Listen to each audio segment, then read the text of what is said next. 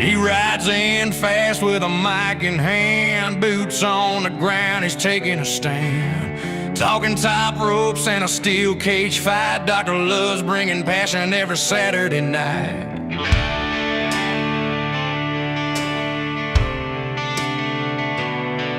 From Nashville bars to the squared up stage, he's calling out legends, flipping the page with a cowboy hat and a wild red heart. He's been loving wrestling from the very start. Yeah. He's Dr. Love, the American cowboy, taking down hate and bringing the joy. From pile drivers to a power bomb kiss, ain't nothing sweeter than a suplex bliss. Red, white, and boots of flame. Aaron loves wrestling, riding that fame. He's breaking the rules, but he's always true. This cowboy's heart bleeds red, white, and blue.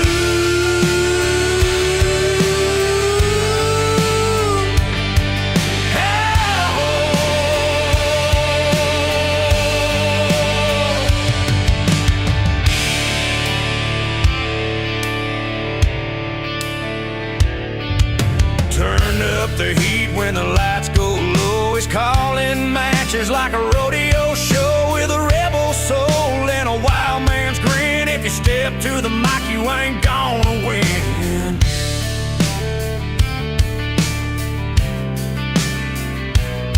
He's got love for the stories and love for the fight. Late night talks under neon lights. He'll walk that line between rough and refined. Dr. Love's got a lariat and a mastermind. Yeah, he's Dr. Love, the American cowboy, running on passion, not just a ploy. With fire in his voice and truth in his eyes, he's calling it live where the legend lies. Red, white, and boots of flame. Aaron loves wrestling, riding that fame. From the buckle to the brawl, he stands so tall. Dr. Love's here to give it his all.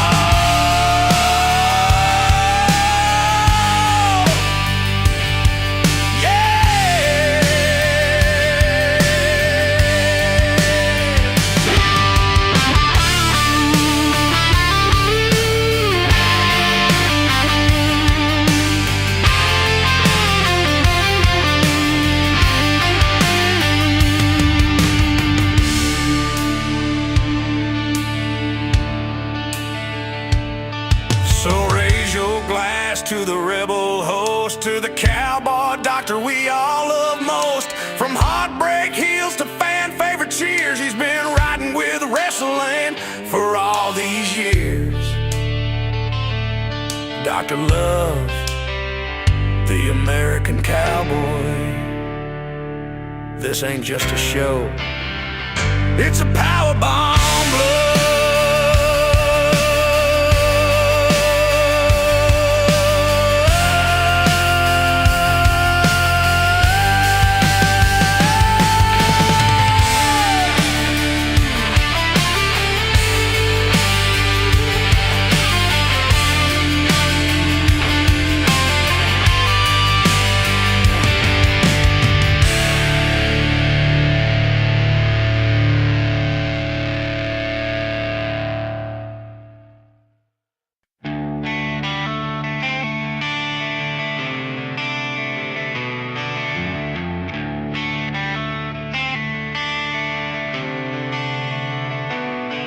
He rides in fast with a mic in hand, boots on the ground, he's taking a stand. Talking top ropes and a steel cage fight. Dr. Love's bringing passion every Saturday night.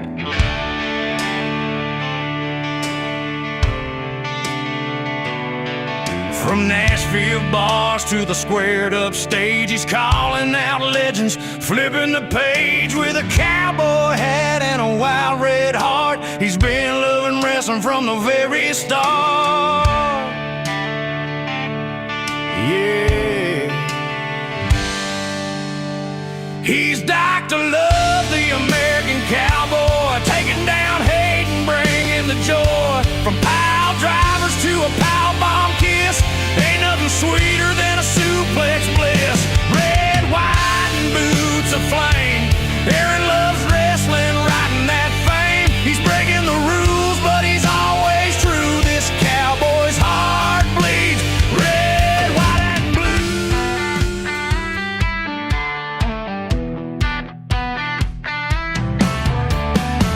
lights go down, the bell's about to ring. Aaron's in the booth talking about everything from WWE to you, classics and the rest. You know he's got the passion and he's bringing you the best. Aaron loves wrestling, feel that heat. Every finisher pop and heat.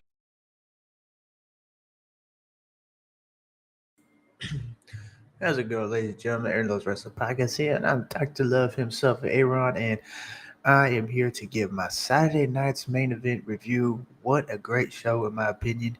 It was really awesome to see all these matches, even though it's 4, and I've seen a lot of complaints on the social media. Of course, IWC's got a lot to say, but I thought the show was great. The matches, each match was great in its own way. It had time to breathe. It wasn't rushed. It was great. It was well played out, well done, in my opinion, with these 4 matches. And I could do with many matches, and I could do with little, as long as it's done right, as long as it's done not only through the storytelling, but the wrestling matches in itself and the storytelling told in the ring. So I thought this was a great show, a great Saturday night's main event. I love the concept Saturday night's main event. I do. Saturday night's main event is old school, and I'm glad that WWE's brought it back. Now, back in the day, I didn't grow up on that wrestling, but the older generation did. And when it was Saturday night, it was Saturday night's main event, it was time for WWE wrestling. And, back in the day, we had the likes of Hulk Hogan, Macho Man, and many others who wrestled on Saturday night's main event when it first came about. And I love the retro opening that they did for Saturday night's main event last night. I thought that was pretty cool. And I'm glad that we got Saturday night's main event back for this generation to enjoy, for this generation to watch and enjoy. So I am so glad that we got this back, and last night was a great one. The next Saturday night's main event is going to be special. It's going to be John Cena's last match, but this one here was good in itself. We kicked things off with Drew McIntyre versus Cody Rhodes for the WWE Undisputed Championship. And if Cody gets counted out or disqualified, he also loses the championship. So I like that little stipulation because it left a lot of questions, a lot of openings, a lot of not openings, a lot of ideas of what ifs, because I said yesterday before it started that what if Randy Orton came out and hit the RKO on Cody Rhodes and cost Drew McIntyre the WWE Championship. And obviously that didn't happen, but I thought that would have been an interesting idea, not only to start Cody versus Randy Orton feud, but also we could have a number one contenders match with Drew and Randy, and that would lead up to who's facing the champion, which could lead to Randy winning. But that didn't happen. Cody Rhodes didn't win clean, though. He hit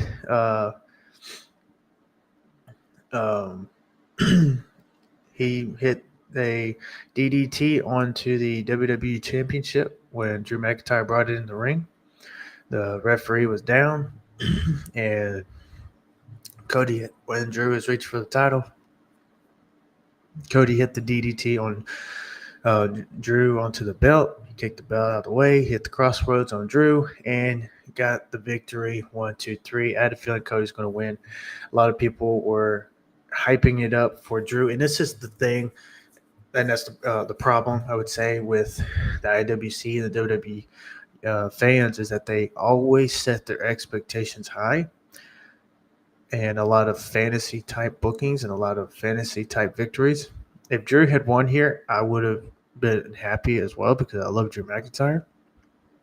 But I just knew Cody was going to win. They weren't going to end his title reign right now. Excuse me. They weren't going to end his title reign right now. So Cody Rhodes gets the victory and is still your WWE champion. So now the question is, what is next for Cody? Who is next for Cody? Who is next to challenge Cody Rhodes for the WWE Championship? Will it be Randy Orton? Will it be somebody else? Will we get someone else stepping up to face Cody Rhodes for the WWE Championship? Maybe somebody from Raw. I don't know. Because right now it's just been Drew, but who else could step up to face Cody? He had Jade fight 2 out in the WWE Championship, but he is now out injured. He's going to be out for quite some time. Sami Zayn was staring at the championship this past Friday night. So will he be the next one up? I don't know. SmackDown needs a lot of fresh faces and new stars to step up for Cody and to challenge him for that WWE Championship. And maybe we get Drew and Cody one more time at Survivor Series. It's a possibility.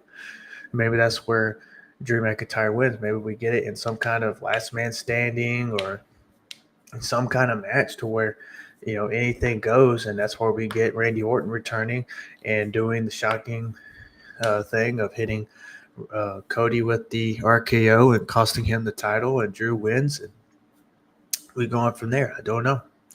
That would be one interesting way and to do it, and something new and something fresh. But we will see. But I give this match a good B. It was a good match. That would be my grade for this. It was a really fun match for me, and I enjoyed that Cody Rhodes won and retained the WWE Championship. I did. I'm a Cody Rhodes fan. I love Cody, and a lot of the IWC as well has turned their back on Cody. They were behind Cody up to WrestleMania 40, and they were behind him for a little while after 40, and then all of a sudden they turned on him. And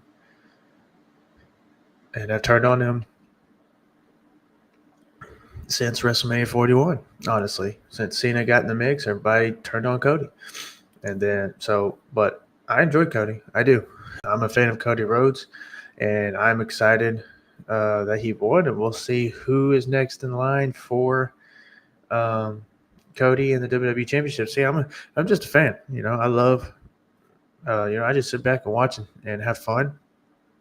I love professional wrestling, and this was a fun match for me. And a lot of people are complaining. A lot of people are souring on it. They're like, "Oh, Drew should have won. Drew should have won. This match was horrible because Drew should have won." One, the match wasn't horrible. This one was way better than the WrestlePalooza match.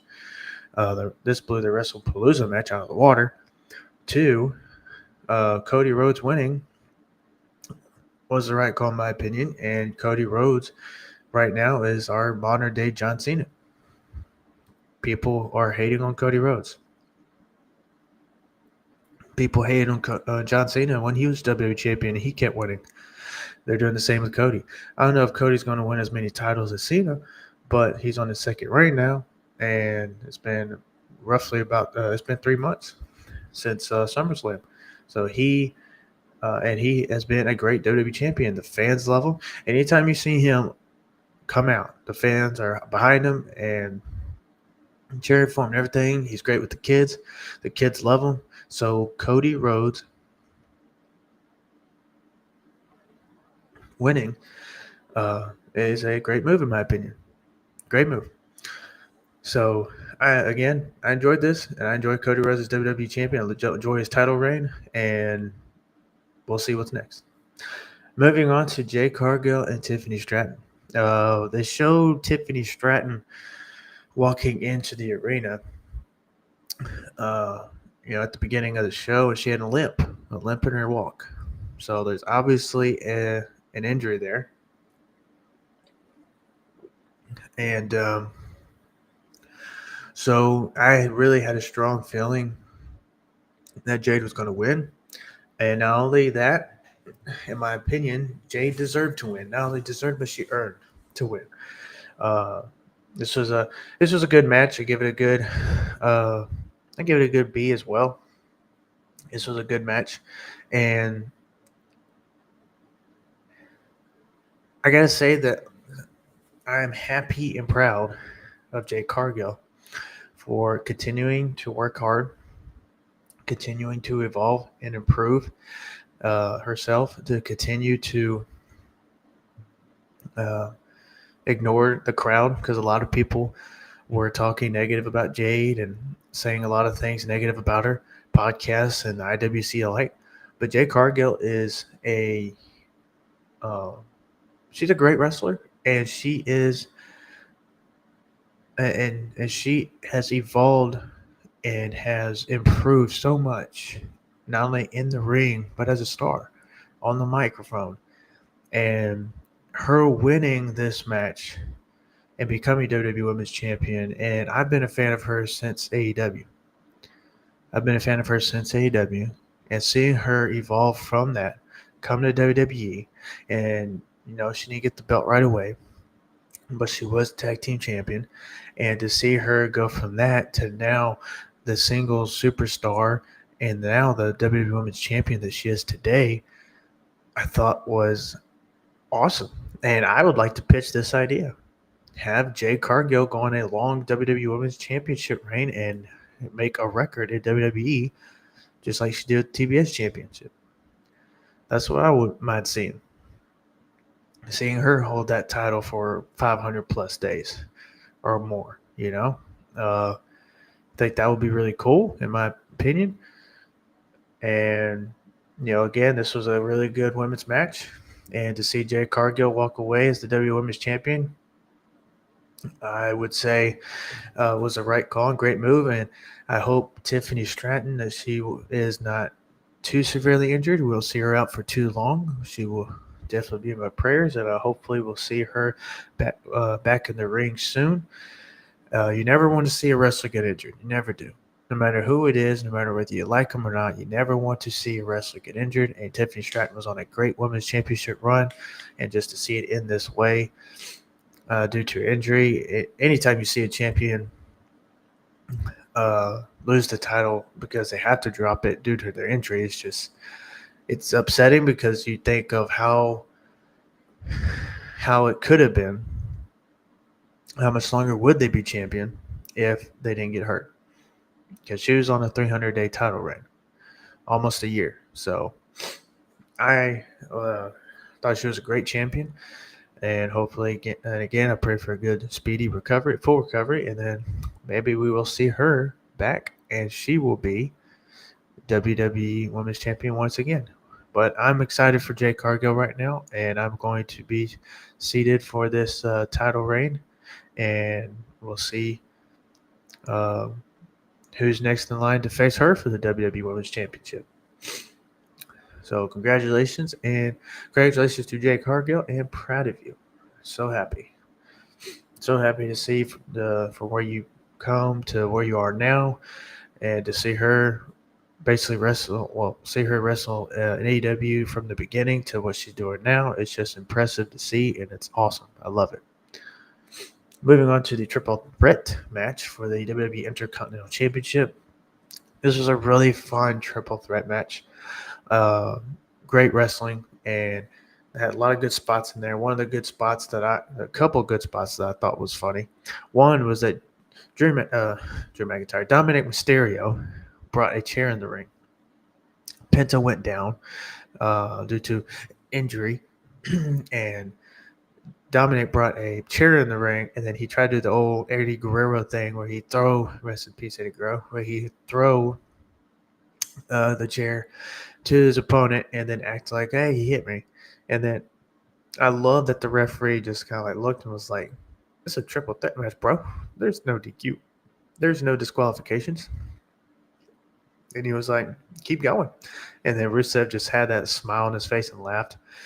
And then, hit Dom at the chair. And then he went to hit Penta with the chair. And then Penta hit the super kick on him and kicked him in the face with the chair. And then the second moment to me that I thought was funny and was great was Rusev had the submission hold on Penta, and all of a sudden you hear the bell ring. Rusev celebrating and everything. Ref's like, no, he didn't tap. I didn't call the match. I don't know what's going on. And all of a sudden you see Dominik Mysterio over there with the hammer laughing, and he did that to get Rusev to release the hold so Penta wouldn't tap out. But this was a great match again, really fun. Um, he brought the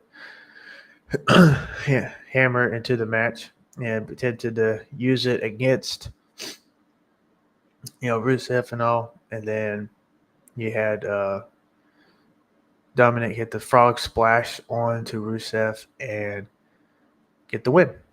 So we had a great triple threat match for the Intercontinental Championship, and the reign of Dominik Mysterio continues on. A lot of people are speculating or have been saying that Dominik Mysterio will be Cena's last opponent for the Intercontinental Championship, and Cena will win the Intercontinental Championship to add to his title collection, the title he has never won in WWE. So if that's the case, will he continue with the title reign, or he'll win it and then drop it, and then we'll have a tournament to declare a new WWE Intercontinental Champion? We get speaking of tournaments, we get a little video, a little promo video, which was really great, that he for the John Cena's Last Time Now tournament. And this will determine who John Cena's last opponent will be at Saturday Night's Main Event, December 13th next month. I'm not ready for John Cena's retirement. John Cena, I have been a fan of his since I was 12 years old, since I got into wrestling. Shawn Michaels was my first, and is still my GOAT. But overall GOAT is John Cena, and I was a big fan of Cena growing up as well. The Chain Gang, You Can't See Me, all that. It's just growing up with him. I shed tears when Shawn Michaels retired. I was upset seeing and then seeing Michaels give his retirement speech and everything, and losing to Undertaker at WrestleMania 26, and it's just one of my favorites, and he retired. And I honestly got out of wrestling when that happened. I did. Once that happened, I didn't watch for a few months because I was like, man, no point in watching no more. But then I got back into it, and I got started. That's when I really got into being a fan of Cena and Triple H and Randy Orton and others, and then it became Roman Reigns, and it's just like seeing Cena now going into his last couple of months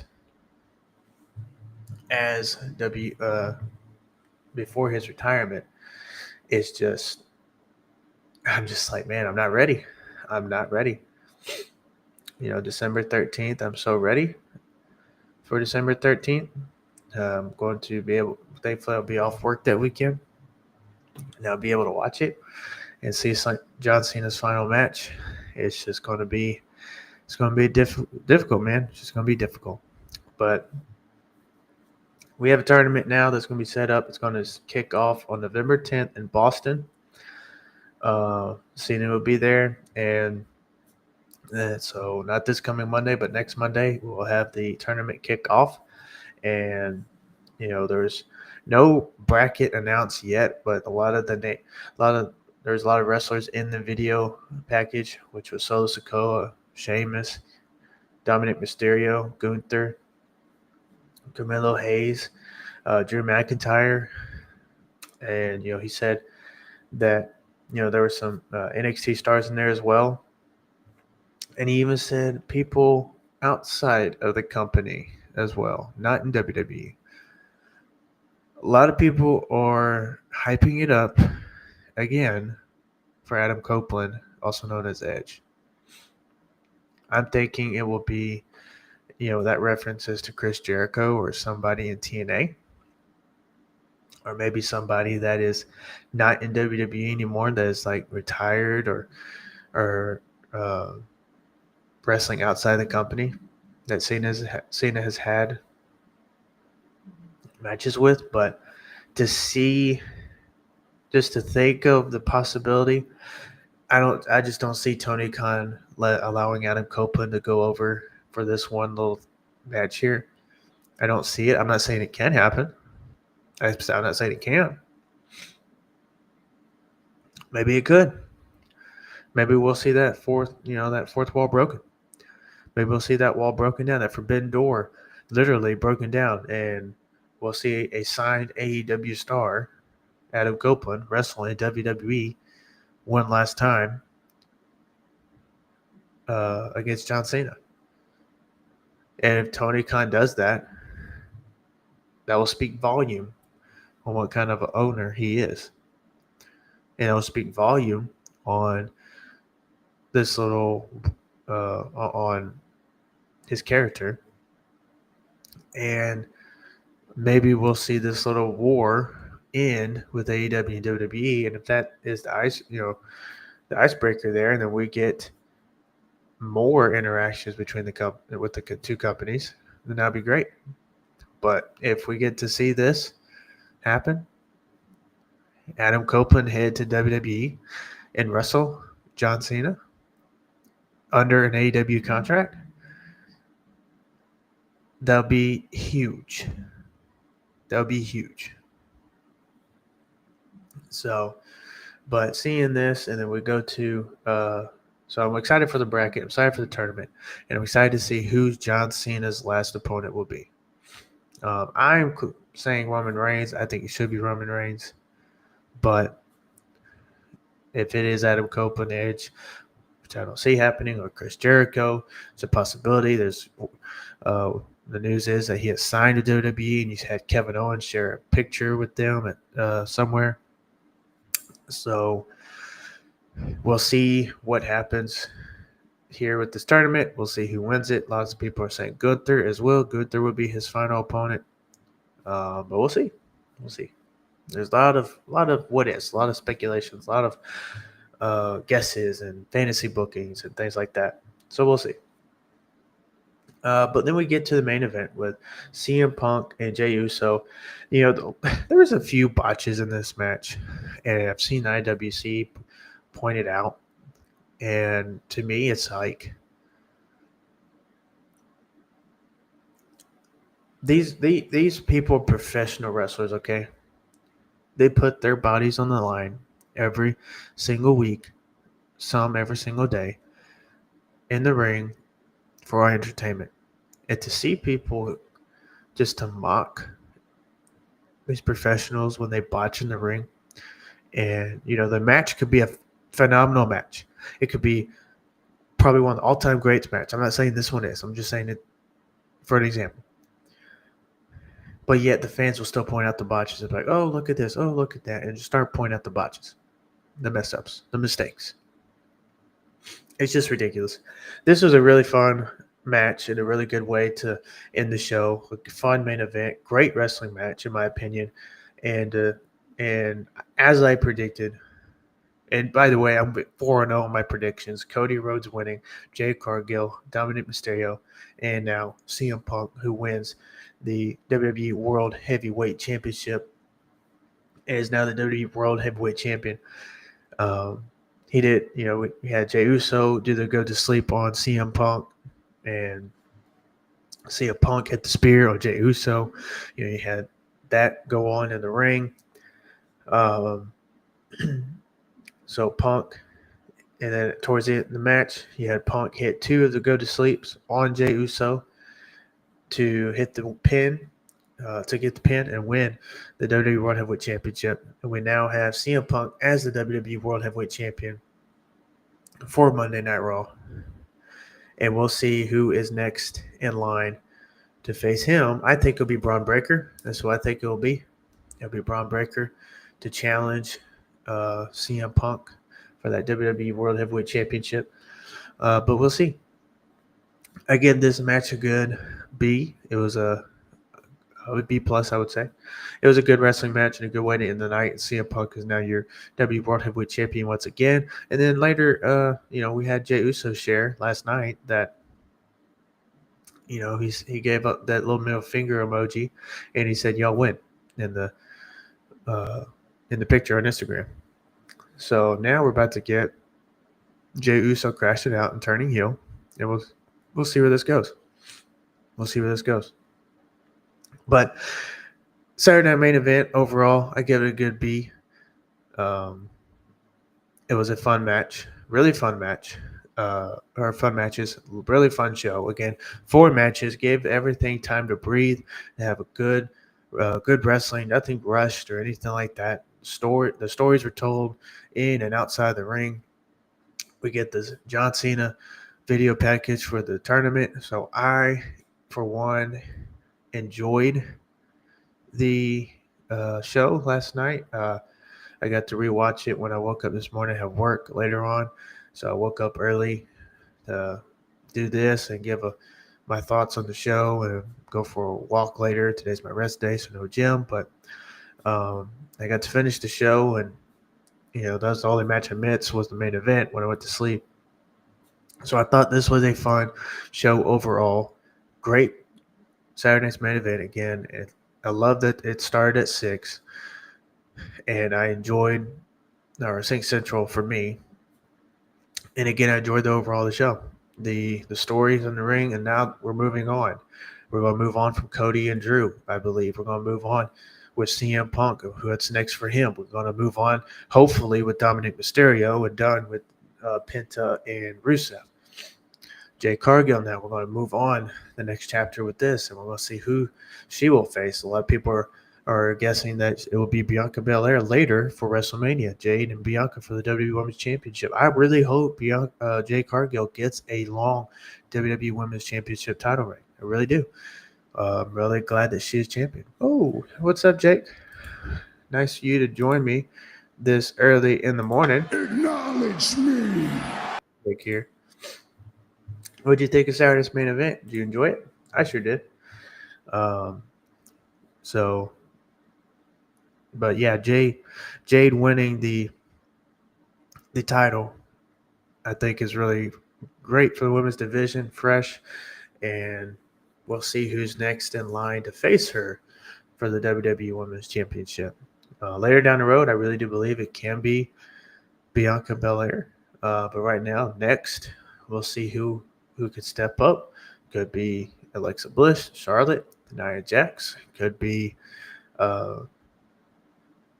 Julia even. Julia could step up. So we'll see who is next in line to face Jade Cargill for the WWE Women's Championship. I'm so glad she's WWE Women's Champion. Cody Rhodes, the WWE Champion. If you look at this, you got AEW stars the WWE Championship. You got Cody Rhodes, Jade Cargill, Ricky Saints, Blake Monroe, and of course, Cody Rhodes was WWE to AEW, WWE, but still one of the ones that helped founded AEW. It's great to see that Cody went from the TNT champion on AEW to now he's the face of the company and doing way better in his career than what he probably would have been in AEW as WWE champion. You have Jade Cargill going from TBS champion to WWE champion. You have Ricky Saints, who was the FTW champion in AEW, to now he's the NXT world champion, the face of Tuesday nights. And Blake Monroe, she went from the AEW women's champion to now the NXT women's North American champion, and eventually NXT women's champion. And a lot of people have been criticizing that. She was a star in AEW. She was on top, the women's champion, and now she's on NXT, the developmental brand, blah, blah, blah. So what? AJ Styles said himself, he wished he would have had an NXT to help him when he got in the WWE. Wish he would have got there. Wish he would have got some time at NXT when he got WWE, because NXT just helps the wrestlers on developing on a TV type wrestling show like WWE, in the production and the angles and everything like that. AJ Styles even said that. So if a guy like AJ Styles said, wish he could have got some time in NXT before he got on the main roster, then what does that say about all these other stars coming from independent promotions or AEW, going to NXT, getting that time to get used to WWE, build themselves up in WWE as well, then eventually get into the main roster and being on and being a star in WWE. You could say, well, Cody Rhodes didn't have to, blah, blah. Yeah, but Cody Rhodes was already a top star. Cody Rhodes established himself as the American Nightmare. Cody Rhodes, he didn't need it.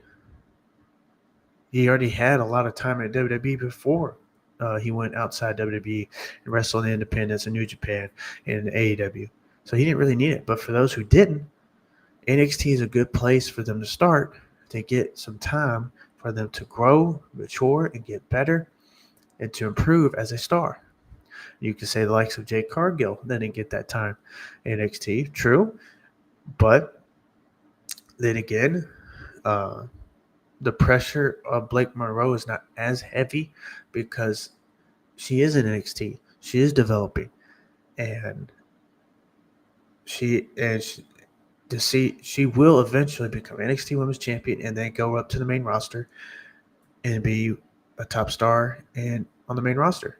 So people who are criticizing and hating on that, especially a lot of AEW fans, I just don't understand it. It's frustrating to me because I'm like, man, I'm happy for them. I'm happy for them, whether it's Ricky Saints or Blake Monroe in NXT. They're on the shows. They are not being like set to the side or anything like that. They're on the shows. They're top stars on the brand. They're champions. So I'm happy. I'm happy Ricky Saints is the NXT World Champion. Happy that Blake Monroe is the NXT Women's World Champion. And eventually they'll grow and be the future of WWE. They will. They will. Ricky Saints will. I honestly believe Ricky Saints will be a future WWE champion or WWE World Heavyweight Champion. Blake Monroe especially. But it's great to see them go from AEW to WWE and be stars in the company and be champions. So some could say, oh, AEW is a stepping stone, blah, blah. In a way, you could say that, but AEW was a good start. And that's why it is good to have an AEW around, because you can have wrestlers go there, get that exposure on TV, and then eventually they're like, hey, if I want to step up to WWE, then I can. Do my time in AEW, and then boom, step it up to WWE. Or they can remain in AEW and stay in AEW and help grow AEW, whichever their choice is. Blake Monroe has always said she wanted to be a WWE superstar. WWE didn't look at her. So she went to AEW, got the time and training in AEW, and used that as an opportunity. And now she went to WWE, and now she's fulfilling her dreams. How can you be mad at somebody for that? She is living out her dreams. A dream a lot of us have dreamt of being at one point in time in our lives. Some maybe even now. But she's doing her time, fulfilling her dreams, and she is having the time of her life. She's happy to where she's at. So let's be happy as well. Stop the criticism. Stop the criticism. Stop the hate. And I'm calling out AEW fans on this because you don't got to do that. Enjoy her time in WWE. Enjoy watching her in WWE. And this is why I hate the tribalism, because you can enjoy AEW and WWE at the same time. I'm a fan of wrestlers in WWE. I'm a fan of wrestlers in AEW. I'm a fan of both companies. Put all your personal feelings and politics and all that bullcrap aside and just be a fan. That's all I got to say. That's all I got to say. So it's great to see this for WWE. Saturday night's main event was a great show. Jake said that he enjoyed Saturday night main event last night, and it was a good show. I agree, Jake. I agree with that. I agree with that 100%. So I can't wait for Monday Night Raw on Monday night. Catch me with Devin, the Tribal Chief, for the Raw Watch Along. I can't wait. I'm excited. So that is the end of this review. Again, I enjoyed Saturday night's main event. It was a great show, great matches, and we'll see what's next for WWE this coming week for Raw and SmackDown, and then leading up to Survivor Series. We'll see what's going to happen at Survivor Series War Games. Who's going to be in those War Game matches? So I'm excited for it. I appreciate y'all coming in and watching. Love on y'all. Thank y'all. And I'm about to do my Elite Bible devotions. It's Sunday. Hope y'all going to church. Be praying for y'all. But that was my Saturday night's main event review. So get ready for some Bible devotional on the Elite Bible devotions. Thank y'all. And let me know in the comments of what y'all thought of Saturday night's main event and of each match and who you think John Cena's final opponent will be. Let me know in the comments. Like, subscribe to the YouTube, hit that hype button and get this up there. I appreciate the support so far. I'm on my way to 500, y'all. We got 2 months left. I'm at 315. Let's get to 500 subscribers. Help me out. So go to the YouTube. If you're watching on X or Kick, go into the YouTube, subscribe, like, and hit that hype button and support the YouTube channel. I appreciate all y'all. I thank y'all. Oh, real quick before we end, Jake says, did you see my message about people trying to force a Cody heel turn? I did not. What was your message, sir? Let's look at that real quick before I jump off of this review show. What did you say?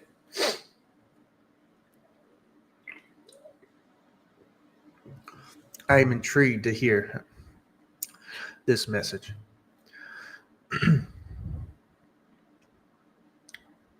Wait, no, Jake and his message about people trying to force a Cody heel turn, and they are. I'm liking babyface Cody Rhodes, but seeing Cody Rhodes turn heel, it wouldn't be bad.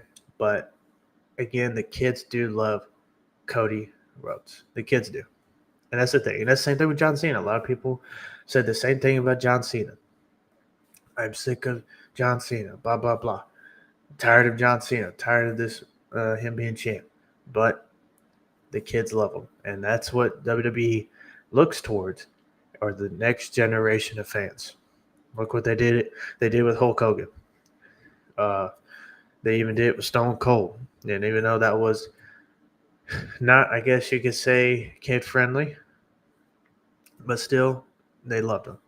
They did it with in the Ruthless Aggression area with other wrestlers like Shawn Michaels, Triple H, and then it went to John Cena, and the kids love John Cena. So Randy Orton, he was another one. Edge. So Cody Rhodes as the babyface WWE champion.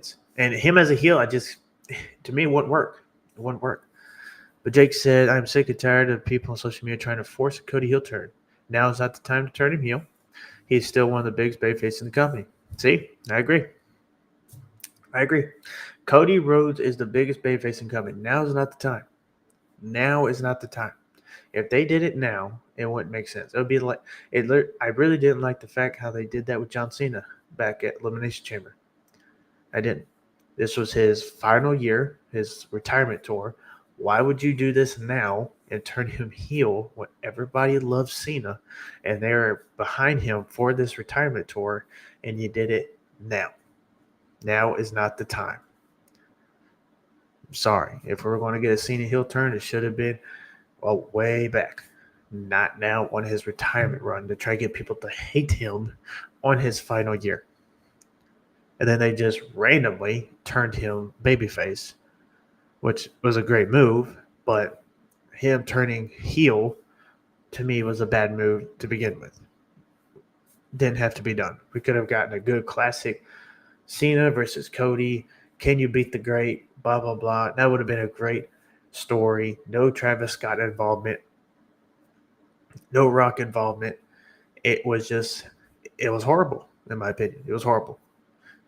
So I really do believe The Rock, WWE. I won't play Triple H on that. I don't think, honestly, Triple H had a play in there at all. I think it was all Rock. And, of course, the head of TKO and all. And it was not Triple H's call. I'm sure if Triple H had his way, we would have had a babyface Cody versus babyface John Cena, and that's how we'd have it. I just thought it was a bad call. But I agree with this. Keeping Cody Rhodes babyface right now is the time. Although they're showing those little heel, the heel hints there. He will have a heel run before he retires, but now's not the time. That's right. Cody Rhodes will have a heel run, now he retires. You got to do it at the right time. So when you had Hulk Hogan do it back in the 90s, right, he really was stale. A lot of people were already turning on him anyway. They were tired of Hulk Hogan. Let's move on. We get tired of Hulk Hogan, blah, blah, blah. And then when he did it at Bash at the Beach and became the leader of NWO, it was just a perfect timing. With John Cena, this should have been done a long time ago. And he even said he would have loved to do it with The Rock when he was feuding with The Rock. And that's what he was trying to do. But Vince didn't want to do it. Vince didn't want to turn him heel. He wanted to keep him babyface because, he was selling the shirts and selling the tickets and etc. So Vince kept him a babyface. So that's why John Cena stayed that way, and that's why he should stay that way with Cody Rhodes. Just now's not the time. If we get Cody Rhodes eventually losing the title and losing matches and crashing out, then yeah. But right now, now's not the time. Why would he turn heel now? It just makes no sense. So if WWE does this, in my opinion, would be a bad move. Jake says, I get why they turned John Cena heel back in the chamber, but looking back on it, it was a dumb decision. I don't see why. Only thing I can see why is because even The Rock even admitted it, that he got the call up. We need to sell tickets for Chamber. We need to make the road to WrestleMania again more exciting, and blah, blah, blah. And had they delivered with it at Mania, with the follow-up, with The Rock and everything like that, it would have paid off a lot better. But I still disagreed with the decision. Even though it was a great moment, it was a great moment. And not denying it wasn't a great moment. I just didn't agree with the decision to turn Cena heel now. Because Cena is on his retirement tour. Just turning him heel now, just him having on his retirement tour, just having fun, some classic matches as a babyface all year long. We had some great moments, some great promos, but we could have gotten it the other way with John Cena as a babyface. Seeing Cena and Orton go against each other with it flipped as Orton as the babyface, Cena as the heel, that was cool and something different. But I would have rather Cena stay babyface, face Cody in a one-on-one match, right down the middle. Can you beat the GOAT, etc. Cody trying to establish himself as, I guess, the Cena of our time. John Cena chasing that title 17. And, of course, they could have great promos either way. But WWE did what they did. I disagreed with it. Don't hate the company. Don't hate WWE. I just disagree with the decision. You can disagree with decisions but still love wrestling and still love WWE or AEW. I can disagree but still love the company. I could disagree and still watch the show. I could disagree and still love it and not call it garbage. It's possible. So, but good points, Jake. Good points. I thank you for coming in and talking with me about that this early in the morning. Real quick, he said Rock wanted Cody to be the one to turn heel at the Chamber, and Cody said no. The Triple H and Rock had a conversation with John about going heel, and John was on board. They don't do it at all. Cody said no, which rightfully so. Why would you turn Cody heel now? Rightfully so. He said no. I still don't think Triple H had any kind of involvement per se. But, yeah, they kind of talked to John about it, but you didn't have to have John turn heel. You didn't. If you want to give Cody a good heel opponent, give him Roman one more time or give him Seth Rollins. But it did not have to be John Cena. That's just my opinion. I disagreed with it altogether. So, that's just me. And John was on board of going heel. If that's what he wanted, that's what he wanted. But as a fan, for me, I just didn't agree with it. But it's all fun. We had fun with it. We did. So, and we're still having fun now. But thank you, Jake. I appreciate it. That is the Saturday night's main event review. Thank you again for everyone. Now we're going to end the show. Like, subscribe. Let me know your comments about Saturday night's main event. Let me know who you think John Cena's opponent will be. And again, just love professional wrestling. Have a good one, y'all.